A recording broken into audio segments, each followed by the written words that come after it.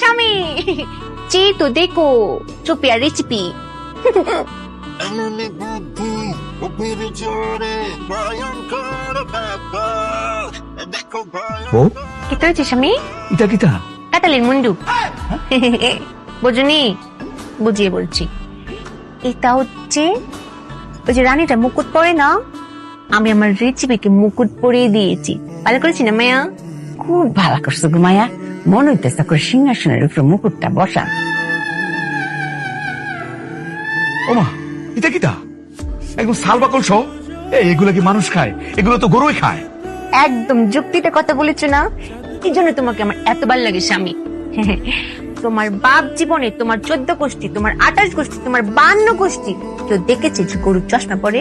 দেখছো না। মায়া দেখছো না কেরে?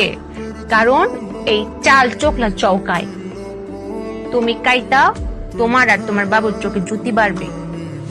আমাদের 14 গোষ্ঠীর আর কারোর চশমা পড়তে হইতো না। বউ কি হয়েছে? ইটা কিটা রেসিপি নাম্বার 2, আম আর কাঁঠাল ভর্তা। আমার কাঁঠাল আগে তেল দিয়ে ভেজে নিয়েছি, তারপরে লবণ চিটিয়ে দিয়ে এরকম চটকে দিয়ে তারপর ঘুষিয়ে ঘুষিয়ে ভর্তা বানিয়েছি। হ্যাঁ ভালো করেছি না মায়া? খুব ভালো করছো মায়া, খুব ভালো। হ্যাঁ গেরানির রুম বাইরে আমি পাইতেছি এনে বই